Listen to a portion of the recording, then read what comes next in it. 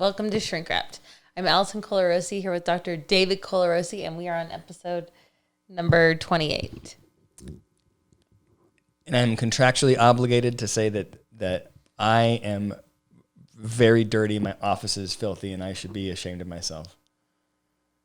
We're in a huge fight. We came down here to film this. By the way, I think it's good that we're doing it despite our fight. This is like increased professionalism. I can't take you seriously with your shirt and professional. We came down here. I'm like, okay, I'm all set up in my office. Let's go. And she comes down and sits on the couch. And the other side, I just moved all the crap off my couch to the other corner of the office. And Allison was just going like, what is going on? I can't focus in here. What is going on in here?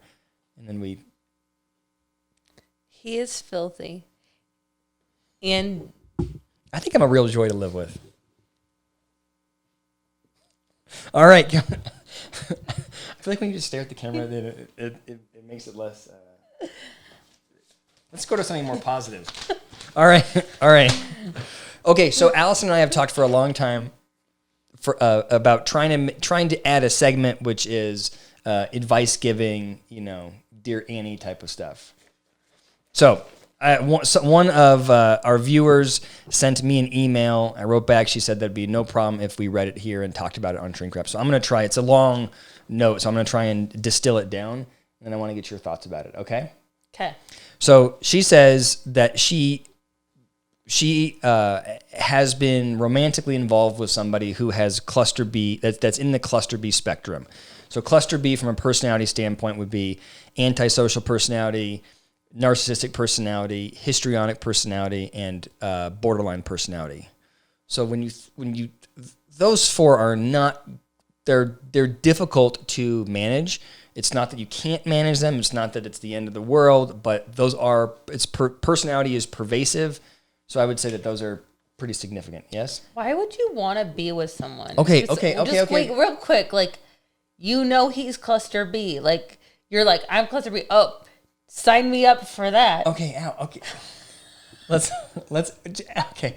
A little bit more empathy and tolerance. I'm trying to be empathetic, but don't sign up for that. Because okay.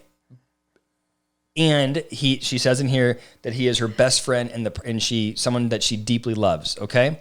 He has also recently, I guess there's two things going on.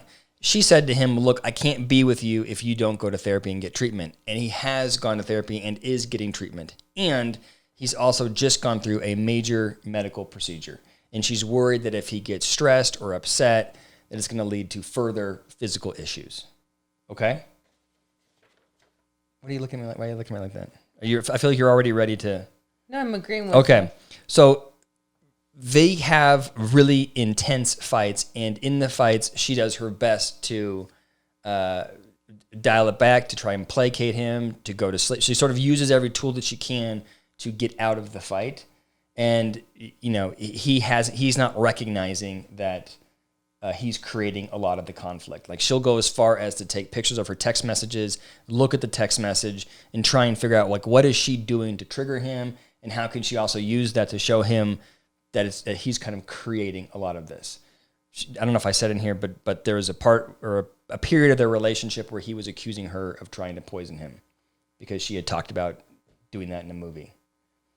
So the question is, most of the time in their relationship, he's wonderful. She loves to be around him.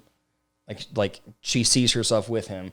But every once in a while, due to his personality disorder and due to, related past traumas, he has these episodes where they have intense fights, and it sort of destroys her. So what should she do?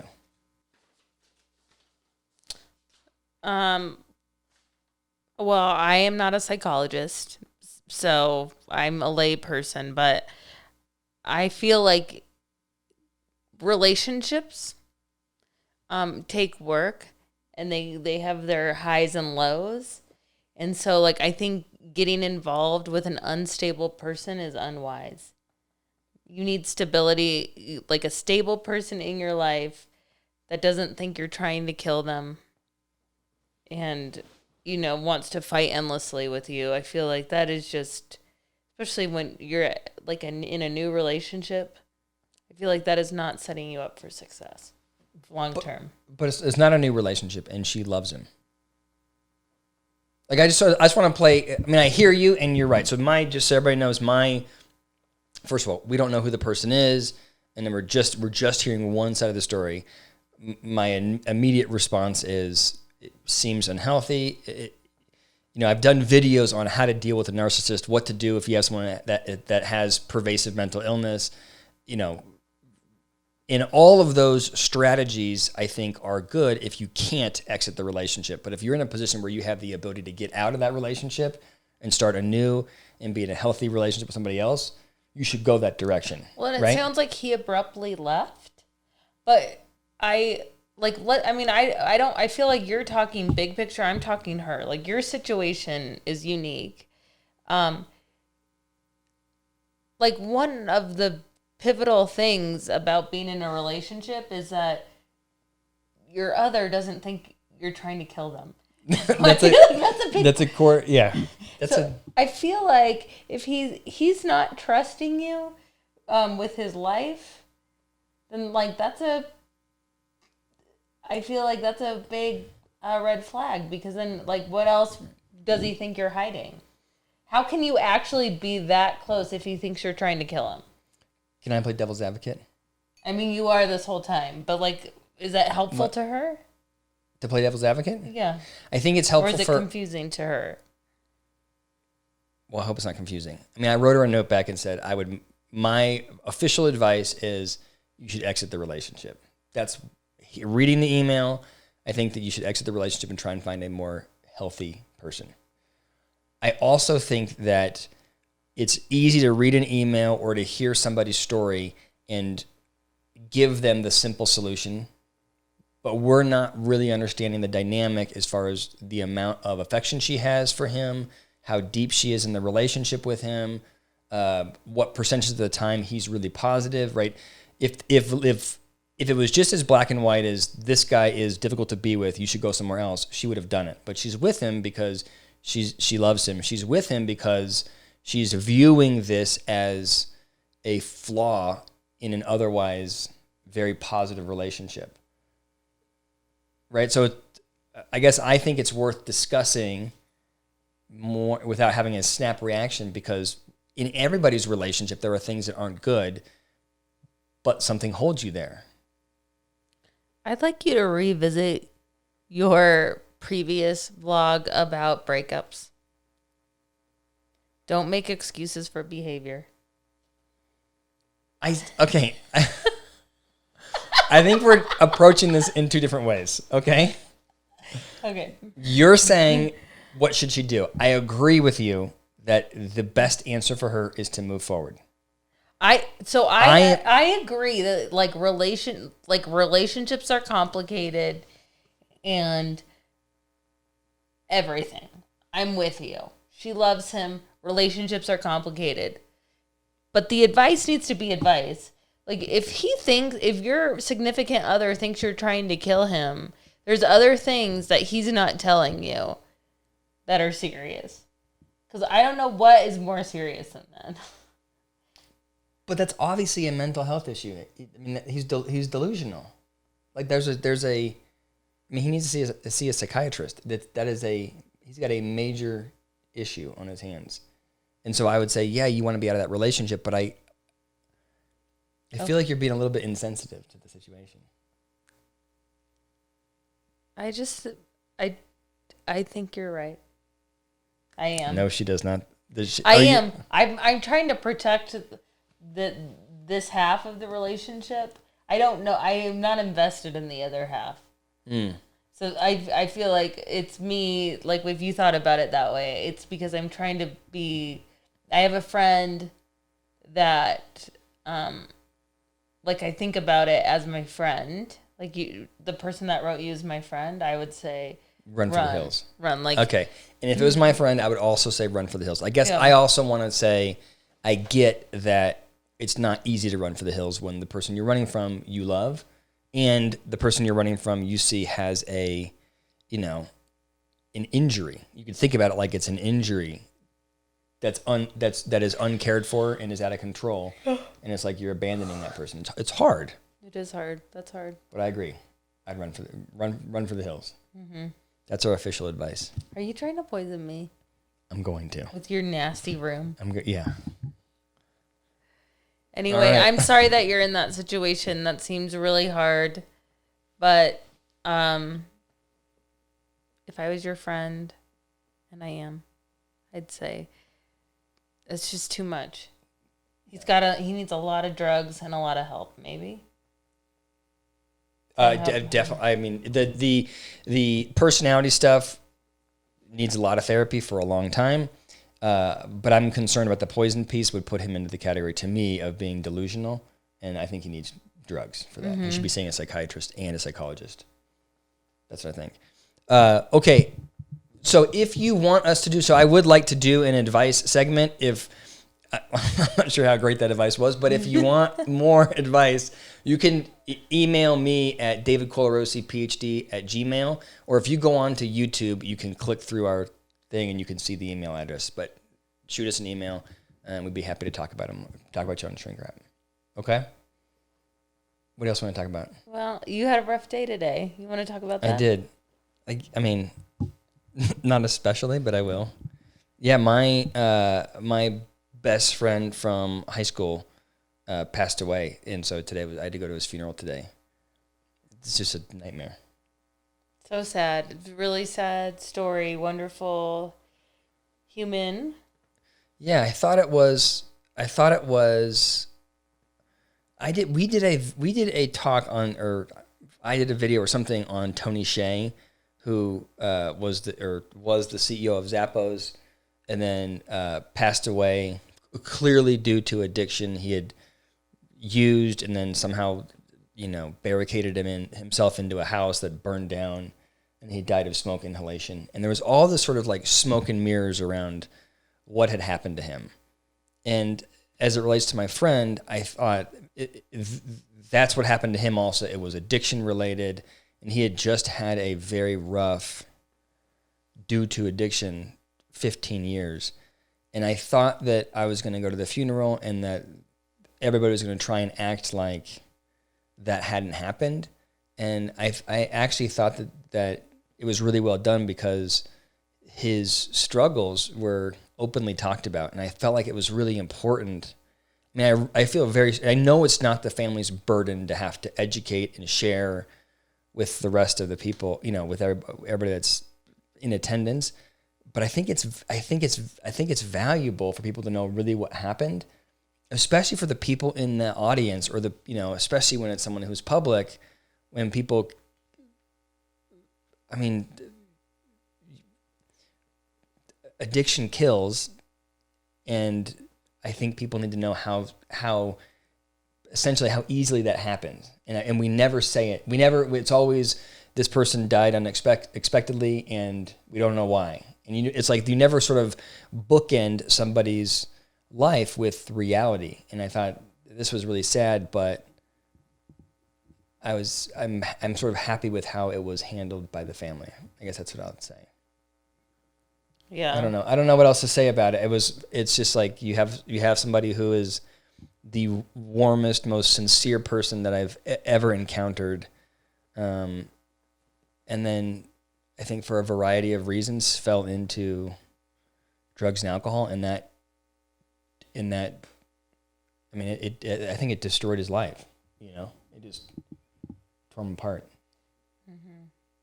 It's sad because it was something. It was something that we watched on the outside for a long time, and I feel like even like maybe a month ago we were like, this is going downhill. Like, we're worried he's going to die of this. Yeah. And then it happened. And it's just too young for that. So I think you're right to say, it does happen. It's so sad to see the evolution of that, because he was all those things you said he was. And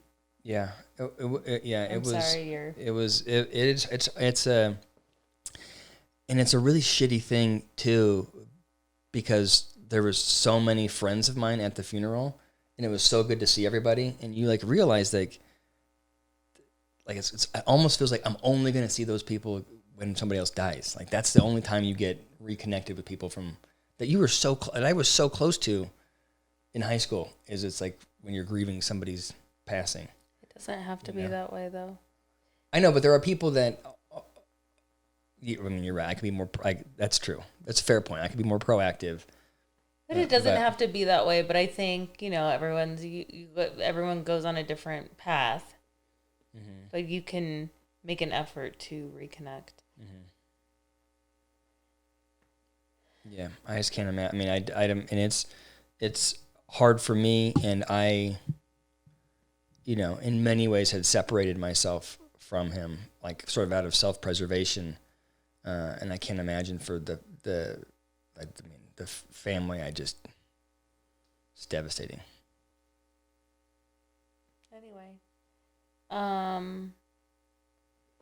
so that was not fun today. But other than that, what's a fun topic? Let's liven this up. Yeah, so we had like depressing day to day.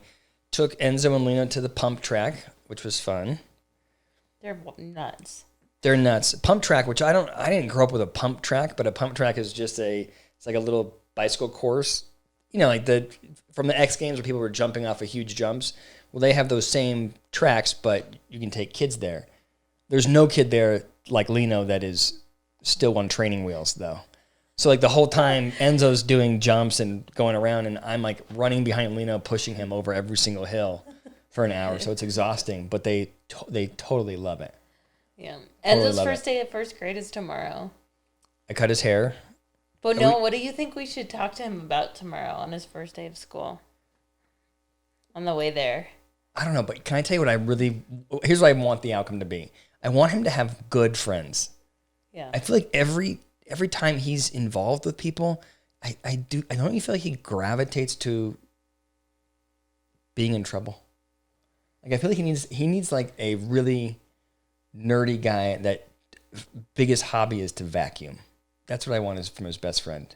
You know what I mean? Like some like really fastidious, organized, conscientious kid. And instead, Enzo finds like an orangutan to hang out with. You know what I mean? He is the orangutan. I know. What's the thing? I forget what. There's something that my colleague Dana asks her kids when they come home from school. Do you remember what it was? I'm trying to think. I think she asks, "What did you do that was brave today?" Like when the kid comes home from school, instead of saying like, "How was your day?" or "What did you learn?" she says, "What did you do that was brave today?" Did she get a good answer? I don't know. But I thought it was a really cool question. It is a cool question. I feel like I try, like, what did you learn? No. Nothing. What did you do today? I don't know. Did you play with anyone? No. Like, what? Today, on the way to the pump track, we did, I'm not exaggerating, 25-minute discussion about ticks. No, What was it? Where did he learn about ticks? I don't know. Must have been from camp. But he was like, how big is a tick? Can I see a picture of a tick? How does a tick get on you? When it bites you, does it hurt? And I said, no. If it doesn't hurt, then how is it making a big enough hole that it can suck your blood? I never thought about it. I don't know. It's just barely enough. And how big do they get? Can you feel them when they're really big on you? Are they heavy on you? What if there was a gigantic tick on you? What if you had 2 ticks? How many ticks would it take for you to drain all your blood from your body?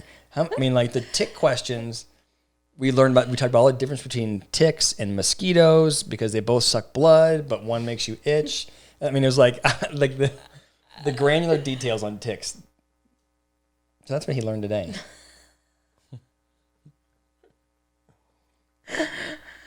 Okay, wait, can we talk about, I have a lighter subject.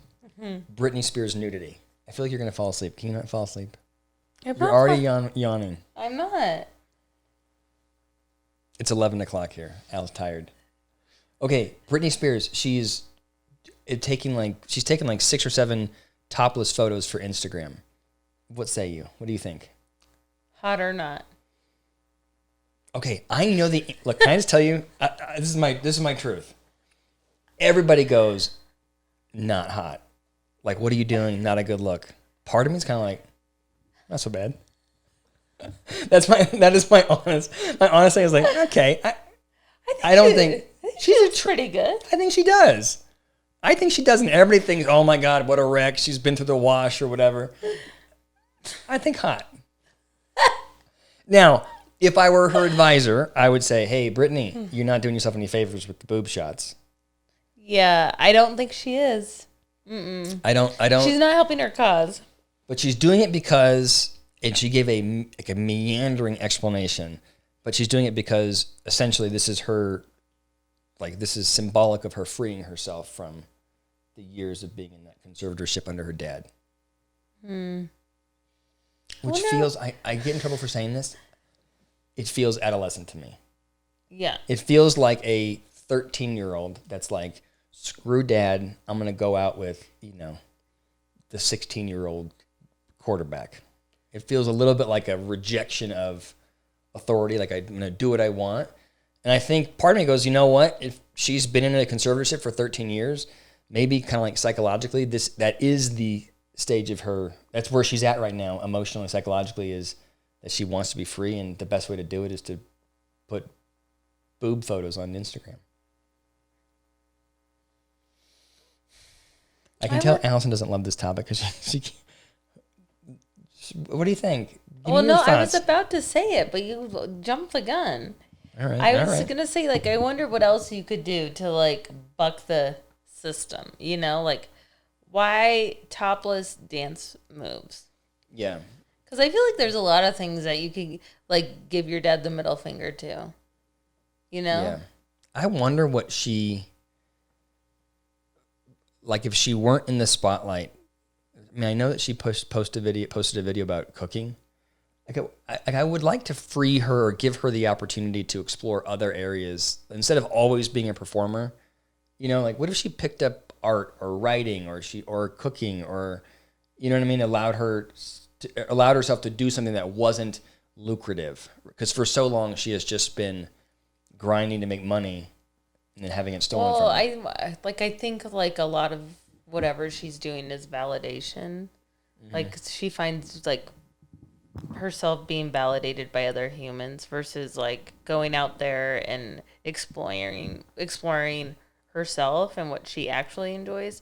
Like, does she actually enjoy pushing her boobs together and doing a dance on Instagram? Or is she's seeking validation from others for self-worth? That's the saddest part to me. Because that's not... Yeah. Yeah. I don't know. Anyway, thank you so much for hanging in there with us tonight. We had a great time. Hold on. The book club. Logistics. The Erotic Stories of Punjabi Widows. And is it good? So far, so good. Good. All right. So it's like 2 weeks for a book club.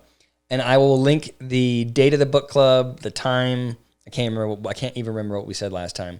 And the book. And also remember that we are going to transition, shrink wrap in the next couple of episodes onto the Colarossi Cast YouTube channel. So subscribe to that. So eventually when we stop putting them on the David Colarossi channel, you'll get it there. Okay? Okay. Thank you. Thank you.